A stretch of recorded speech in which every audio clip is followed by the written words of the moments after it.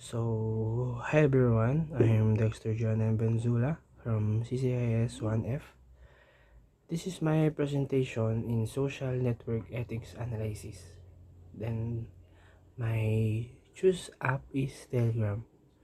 Okay, I will introduce first what is Telegram.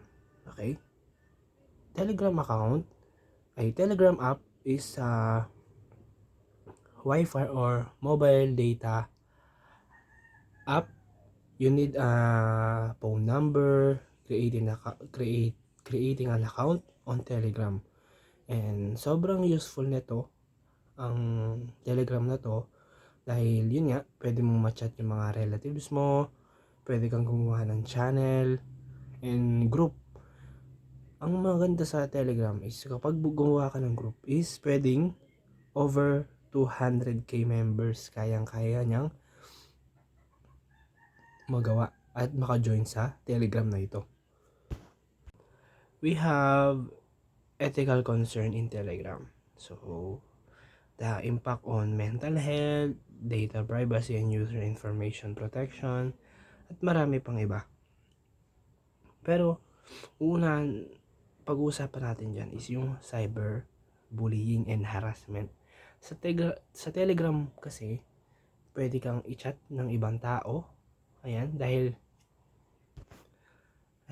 pwede silang magpalit ng name, maging anonymous. And sa impact naman ng mental health, pwede kang makakuha ng good and bad. Bakit?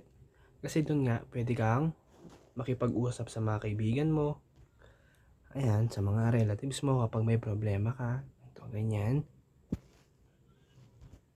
And magiging bad lang yun kapag may mga anonymous na nagchat sa'yo, may mga bad influence, at marami pang iba. Isa pang tinitingnan na issue sa Telegram is yung hindi siya end-to-end encrypted. So, yung pag na-open ng iba yung account mo, pwede nilang makita yung mga pinag-usapan ninyo. Then, marami pang kumakalat na Indian crime, yung mga sa Indian cybercrime units, yung mga nag-drug sale, meron din. In 2023, maraming pirata, tinatawag na mga content like mga movies, ganito, ganyan, doon nila pinagsisend. So, ang solution ko lang naman dyan is establish specialized cyber crime units. Yung patuloy na sila na mag-monitor ng mga pag hindi pangkaraniwan yung galaw ng ginagawa ng user sa Telegram account, pwede na nilang i-ban to or i-address agad yung issue. At isa pa, i-implement sana nila yung end-to-end encrypted. Pag nag-open ka sa ibang phone, ganyan, or nag-login ka ulit, kailangan ng code or pin like sa Messenger. Para maiwasan yung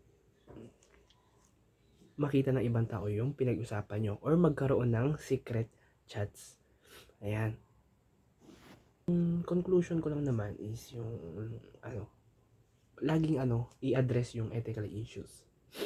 So, may mga IT professional naman tayo dyan na mga magagaling. Pwedeng i-implement yung security measure, promoting user privacy. Developing transparent policies. Yung clear and accessible policies are essential for informing user about data collection and usage, fostering an atmosphere of transparency. Maraming paraan para ma-address tong issue na to. Marami pang pwedeng i-upgrade ang Telegram para mas lalong dumami yung gumamit nito. Dahil maraming issue ang Telegram, may mga scandals, mga movies, na doon laging isinisend para mapanood ng ibang tao.